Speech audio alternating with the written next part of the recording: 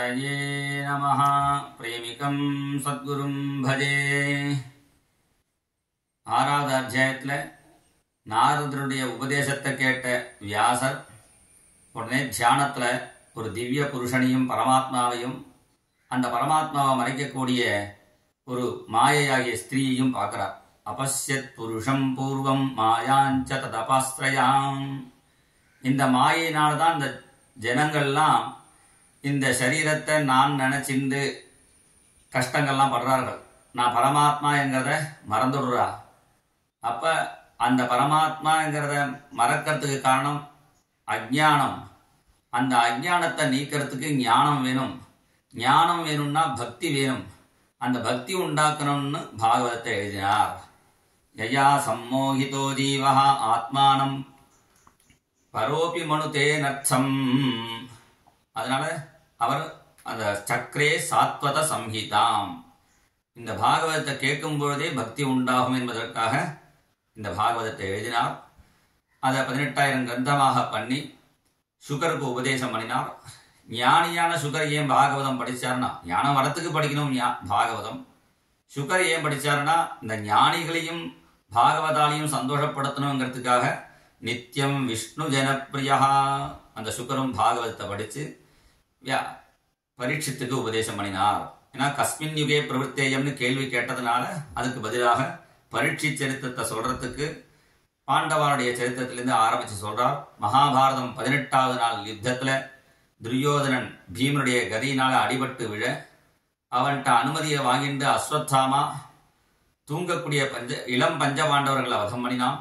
அதை பார்த்து திரௌபதி கதறி அழுதாள்.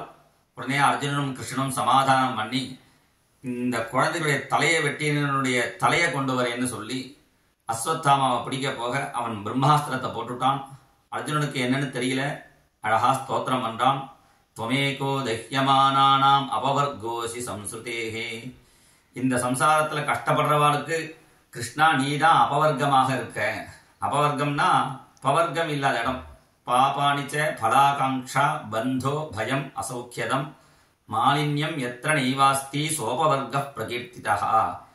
பாபமும் பாபத்தினுடைய பலமான துக்கமும் பந்தமும் பயமும் மாலின்யமும் இல்லாத நீ அபவர்க்கமாக இருக்கிறாய் என்று ஸ்தோத்திரம் பண்ணி, அப்பேற்பட்ட நீ எதுக்கு அவதாரம் பண்ணேன்னா பூமி பாரத்தை நீக்கிறதுக்கும் ஸ்வானாஞ்ச அனன்ய பாவானாம் தன்னை எப்பொழுதும் தியானம் பண்றவாளுக்கு ஒரு லீல வேணுமே என்பதற்காகவும் அவதாரம் பண்ணினேன். அனுத்தியானாய சாசகிருது என்று ஸ்தோத்திரம் பண்ண உடனே பகவான் சொன்னான், அவன் பிரம்மாஸ்திரம் போட்டிருக்கான், நீயும் ஒரு பிரம்மாஸ்திரம் போடு என்று சொல்லி பதிலுக்கு ஒரு பிரம்மாஸ்திரம் அர்ஜுனன் போட்டு ரெண்டையும் உபசம்ஹாரம் பண்ணினான். அதன் பிறகு அஸ்வத்தாமா பிடிச்சு கொண்டு வரும் பொழுது தலை குனிந்தே வரக்கூடிய அஸ்வத்தாமா யாருன்னு தெரியாத திரௌபதி இன்னும் குனிஞ்சி பார்த்தால் நிரீட்சிய கிருஷ்ணா. அஸ்வத்தாமான்னு தெரிஞ்ச உடனே முச்சியதாமேஷ பிராமணோ நிதராம் குருகு.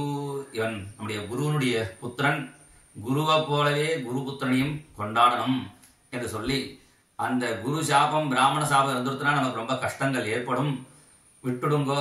ஒரு அம்மாவுக்கு குழந்தை போனா எவ்வளவு கஷ்டம்னு எனக்கு தெரியறது. இந்த கஷ்டம் அஸ்வத்தாமா அம்மாவுக்கு வேண்டாம். இதெல்லாம் ஏன் சொல்றாருன்னா பாகவதம் கேட்கிறவாளுக்கு இது மாதிரி நல்ல குணம் வேணும் என்பதற்காக ஆரம்பத்துல இந்த கதையை சொல்றார். உடனே பீமன் அஸ்வத்தாமாவை வதம் பண்ணணும் என்று சொல்ல அர்ஜுனன் கிருஷ்ணனை பார்த்து என்ன பண்ணணும் என்று கேட்க வதமும் பண்ணணும், ஆனா அவனுக்கு கஷ்டமும் வரக்கூடாது என்று சொல்ல பகவானுடைய ஹிருதயத்தை புரிஞ்சின்று அஸ்வத்தாமா தலையில உள்ள கேசத்தையும் எடுத்து அவன் தலையில உள்ள ஒரு மணியும் எடுத்துட்டு அஸ்வத்தாமாவை அனுப்பினார்கள் என்கிற விஷயம் இந்த 7வது அத்தியாயத்தினுடைய சாரம்.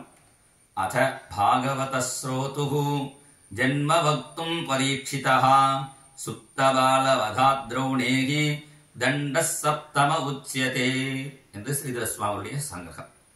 ஜெய் போல் சத்குரு மகாராஜ் கி ஜெய்.